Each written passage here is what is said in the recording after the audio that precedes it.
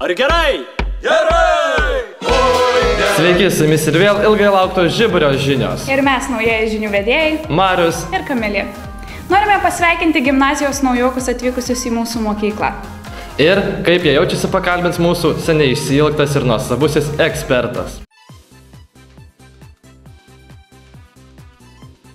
Sveiki, mėly Žiburio žinių žiūrovai. Su jumis rubrika Ekspertas.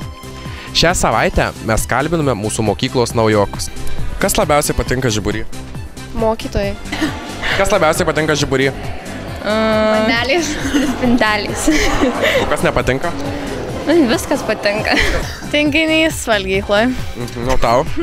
Bandeliai su karamelė irgi valgykloje. Žibury, nežinau, gal valgykla, taip tokia, taip smagu čia būti jauku, taip. O kas nepatinka? Nepatinka. Nežinau, viskas gerai, viskas. Tikriausiai tai, kad yra daug visokių būrelių. Jūs pirmokės, taip? Taip. Kas labiausiai patinka Žibury? Prezidentas. Man tai labiausiai patinka Žiburio gimnazijos uniformos ir žmonės, ir mokytojai, ir domant, ir Žiburio žinios. O krikštynų laukiat? Jo, labai laukiam. Tai tada jums sėkmės. O krikštynų laukia? Ne. Nelaukia. Bet žinok, bus smagu? Nu? Pažiūrėsim. Man bus krikštynų. O ne? Neklausai. O krikštynų bijai? Taip. Bet laukia. Tai aišku. Mokytoja, džiaukitės, kad turite pirmokus. Taip, šiais metais gavau pirmąją B klasę ir labai džiaugiuosi, nes pernai išleidau abiturientų laidą, todėl vėl viską pradėsiu iš naujo. Ar jau spėjote susipažinti su pirmokais? Aišku, spėjau, dar ne tiek daug, kiek norėčiau, bet pastebėjau, kad vaikai draugiški, aktyvūs, bendraujantys. Ko palinkėtumėte savo klasiai? Na, palinkėčiau, kad jie kuo greičiau įsilietų į gimnazijos gyvenimą, kad jie turėtų gražių svajonių ir stengtųsi čia jas įgyvendinti. Ačiū jums labai. Ačiū Jums.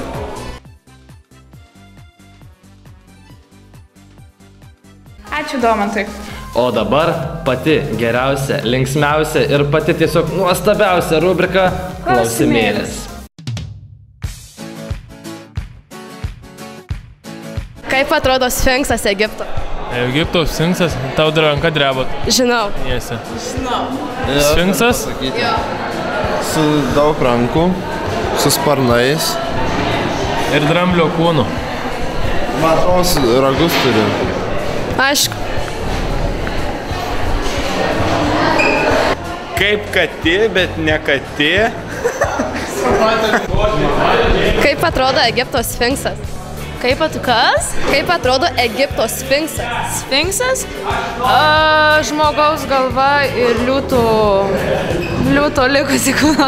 Po kokiu medžiu slepiasi kiškis kailėje? Kaip sakė? Po kokiu medžiu slepiasi kiškis kailėje? Kiškiamedžiu? Ne, bet kodėl tu taip manai? Nu, nes šis medis jam būtų artimiausias. O toks medis iš viso yra? Pas mus kaime auga tokį. Po kokiu medžiu slepiasi kiškis kailėje? Po medžiu kokiu? Nežinau, gal su spygliais, manyčiau. O kodėl taip manai? Nežinau, nes jis kiškis, visur kišasi.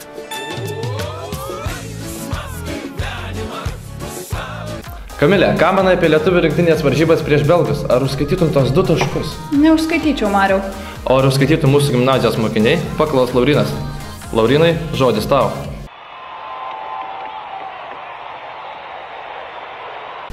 Ačiū, Mariau. Sveiki, su jumis sporto rubrika ir jos vedėjas Laurinas. Pakalbėkime apie antradienį vykusias Lietuvos ir Belgijos varžybas.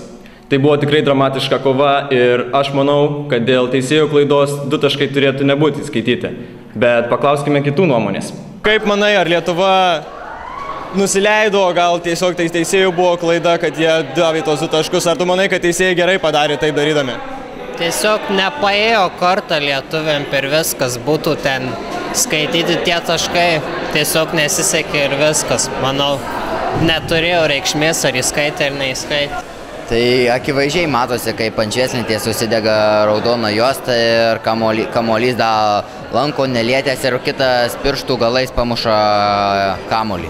Žiūrim, ką klausim. Kaip manot, ar belgai teisėtai laimėjo prieš Lietuvą užvakar? Taip, teisėtai, nes Lietuva grybai. Ne, turėjau 6 taškų persvarą, praleidau 3 taškai, neišsimetė iš galimybės. Ne to klausiu. Ne to klausiu. Neteisėtai. Kaip jums Kalniečio sprendimas 7 sekundėm likus mesti? Grybas Kalniečio. Aš ir taip sakau. O kaip manot, ten tie taškai turėjo būti skaityti, kai... Ne. Tikrai nepalaiko. Ne, mes krepšininkai, mes žinom. Ačiū mūsų gimnazijos mokiniams, o dabar pakalbėkime apie trečiadienį vykusias Estijos Lietuvos varžybas, kurioje dramatišką pergalę išsivežė mūsų Lietuvos vyrai su Jono Mačiulio pergalingais taškais. Prieš varžybas paklausime mūsų gimnazijos mokinių, koks jų manymų bus rezultatas. Ir štai ką jie atsakė. Kaip manai, kaip šiandien seksis Lietuvai? Laimės. Ant kiek taškų? 10. 10? Gal pastatei top sporte? Ne.